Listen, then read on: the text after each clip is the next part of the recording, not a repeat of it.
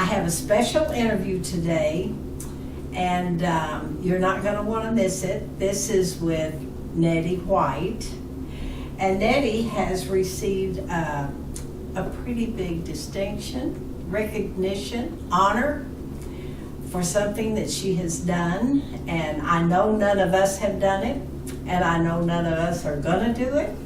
And so we're going to ask Nettie, what's that all about? But first I want to get some background. We went to the Capitol. Susan planned a tour of the Capitol after all the major renovations.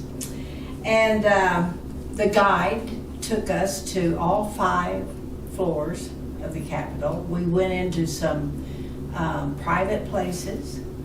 We saw the Senate chamber, we saw the House chamber, we saw the halls, and all of them have some magnificent artwork. So we had 5 floors of artwork that we got to see.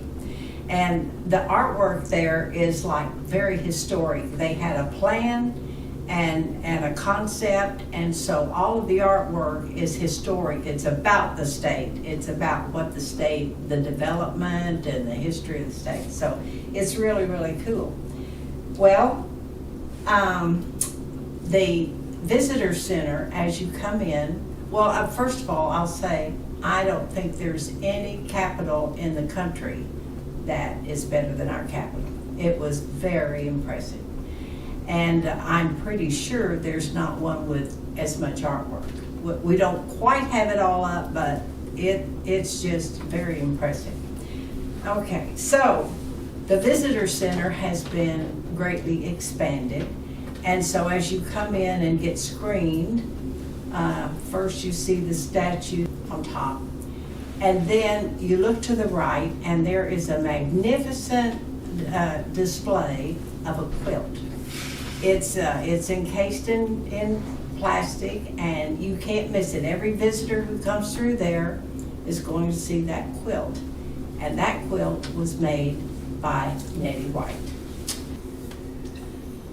So Nettie, did you just wake up one morning and think, I'll just make a quilt for the Capitol? No, I really didn't. I was teaching at Kanawha High School, and Enoch Kelly Haney was visiting at that time, visiting our school.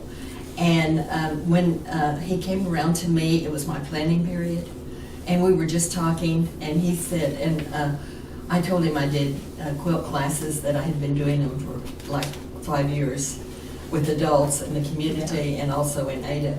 And so he said that the gaillardia was going to be, or the Indian blanket was going to be the state flower. Okay. And he said, would you like to make that into a quilt? And so I said, well, yes, I said I would be interested in doing that, So then later he sent me a letter. This was like early December of 1985, and then in like January, February of 1986, he sent me a confirmation letter that I would do this. And so I replied to it and said, yes, I would. And so that's how it all started. So did you know what a gaillardia looked like? Actually, in the letter, he sent me a picture, and I don't know whether, to me that is not it, and that doesn't look like the Indian blanket, and so whether it was faded or what it was, or maybe over years that's what's happened, But yes, that's the way it, And then I grew one whenever I was in Norman before I moved down here. I had gaillardia, a couple of the plants growing in my front yard. But then to blow it up about 5 feet wide. Exactly. So how, exactly. Do you know? Someone asked me who was looking at the quilt. They said, "Is this a postage stamp quilt?" And actually, they're a little bit bigger than postage stamp. But the flower itself has probably 2,500 pieces in it, that size. Right. And the whole quilt probably has more than 3,000 pieces in it. So, I mean, do you cut the material and then Do you know, yes, you cut the material, but you know what, I had so many colors. Yeah. It's I really saw it. interesting because it's a graph. Yeah. It's a graph, and I made a graph kind of the quilt. Mm-hmm. And then, so, you know, I cut the pieces out, you know, not all at one time, because, you know, most quilts are replica. You know, you'll cut, and I would, in most quilts I made, I cut all the pieces at one time, you know, because they are replica, but this quilt is not. You know, I made it so that the petals were different.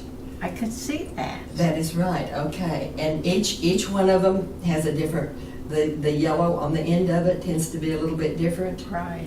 And so that's the way I planned it. And I did it on a graph. Had you done that before? Done a quilt No, with? I had never done So- that before. So No, you just no. knew you needed I to. just, yeah, I knew that that's the way I wanted to do it. And I actually, because I have that graph and I have them numbered, that it goes up from 1 to 75 as far as colors are concerned. And of course, I didn't buy like yards of that many, but maybe a fourth of a yard or whatever, you know, to get the colors that I wanted. So then did you sew or glue or what? No, I sewed them. Yeah, I sewed them. I told you I didn't know anything. Well, now that border was intricate on that. Right, okay, the border is, it's actually the Seminole pumpkin blossom is what it is. Cool. And so that is at the bottom and at the top. And that's the hand quilted part of the quilt. And then the other part of the quilt, the flower itself, is actually quilted, but you can't see the quilting. It's machine quilted, but you cannot see it. Couldn't see it. No. Yeah, it's really interesting. Yeah. Mhm. You know, if you think about me sewing that quilt together, and there are long pieces in it, I would fold it over, and I started probably in the middle of where I was going to put it onto the quilt, and you sew through the quilting and the whole bit. And if you could see the back of the quilt as it's hanging in the Capitol, you would see the stitches going up and down. And then I would fold it over and do another one, fold it over and do another one like that. How long did it take you? Do you know about 3 months? You know, I was teaching school at that time, so I worked on it really hard in the summer, and then got it done. You know, and yeah. You were written up in the newspaper more than once. Did that change anything? How did your students think about that? Do you know? I don't even remember. Oh, okay. I really You're don't. not very good at bragging, No, I are you? really don't. No, I don't remember. And I should. You know, I don't know if my boys even remember that much about it, you know, but yeah, the lady, when I saw the quilt after it had been put in the new remodeled Capitol, there was a lady that called me and asked me to go with her to it. And she had been the one, I curled my hair that morning, curled it myself, and then I went to her and she combed it out for me. And then and then she went out to the car with me and she saw the quilt. She saw it all folded up in my back seat, you know, so. Did you ever get a picture of it hanging in the old Capitol? Did you get a picture of that? Do you know, I'm sure I do, probably. Yeah. Yeah, Just if I can wondered. find it. Were Yeah. you surprised in the prominent place they placed it Yeah, in really, this that new is right. Because everybody who comes through will see that That's quilt. right, especially where it is now. Absolutely. That is right. Yeah, Yeah. it's Mhm. great. Mhm.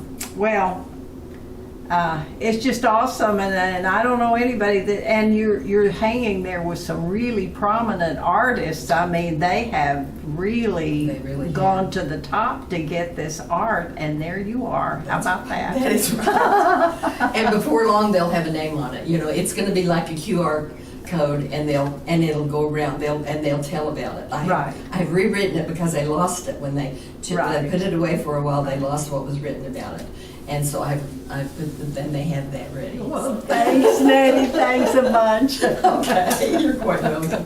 Everyone who got to see this quilt was just blown away. So everybody knows that Mona May Waymeyer is the daughter of Governor Raymond Gary.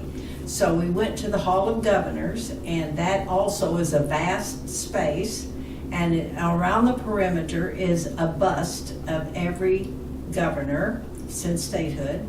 And so we got a picture of Mona May with the bust of her father, so that's kind of cool. All in all, it was really a great day. The guide learned a lot from us, and we want to thank Nettie again for sharing with us. It was great.